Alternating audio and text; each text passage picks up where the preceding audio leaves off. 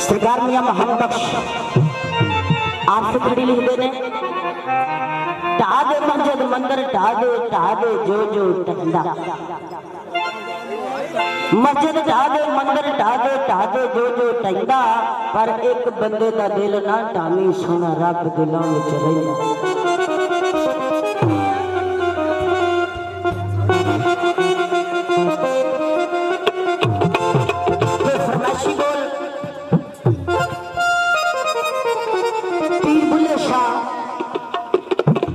सरकार की जो अपने पीर नाल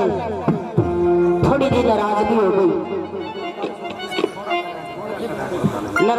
गई पीर ने आख्या जा बुलिया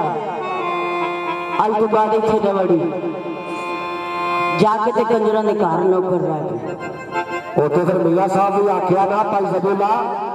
यार जिन्हां दे गुस्से रहंदे की उन्हां दा जीना हर दम दिल में चिंता रहिंदी ते नित भुल जाए खाना पीना पीर का मेला आ गया तो उन्होंने सारे सुबह सूट सवाए पीर बुल्ले शाह ने आख्या इंज करो मेरे पीर का उस लगा मैनू भी सारे सुबह कपड़े पवा दो ते आज मेरे पीर के मेले तो चलिए 12 साल घुंघरू पा के नचे सिर्फ धमाल सीखी कि वास्ते पीर की खातिर राजी करना मनाने वास्ते यार को राजी करना तो जब पीर नाथ शाह सरकार के दर पे आए तो वखरे वखरे झुंड लगे अपने अपने कवाल अपने अपने अथड़ियां बना के लगे थे आप सरकार सारे सुंदे कपड़े पाए मेकअप किया घुंघरू बने घुंड कढ़िया ते आप सरकार के कदमां च बह के आख्या पीर जी मेरी भी बारी आएगी सरकार मैं बड़ी दूरों आई हाँ मैनू भी थोड़ा जिहा टाइम चाहिए हाय हाय हाय हाय कम पै गया जरूरी तेरे नाल थोड़ा जिन्ना टाइम चाहिए दिल कमरे का दसना है हाल थोड़ा जिन्ना टाइम चाहिए की आ मेरे सरकार ते सरकार ने आख्या कित्थों आई है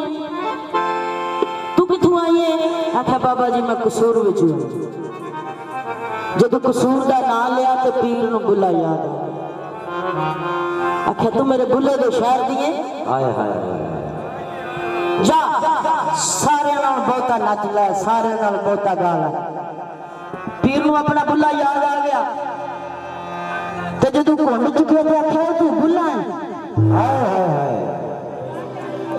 घुंड चुकिया नचन लगी तो आख्या तू बुला है सरकार आंदे नहीं बुला नहीं मैं भुला भुला भुला पीर वालों दे मन विच हैरत आई केड़ा ढंग बनावा सजणो जेड़ी पीर अगे होए रसाई ते फिर की आख्या ओ बुल्ले नचने दा रस दी सभा हो गया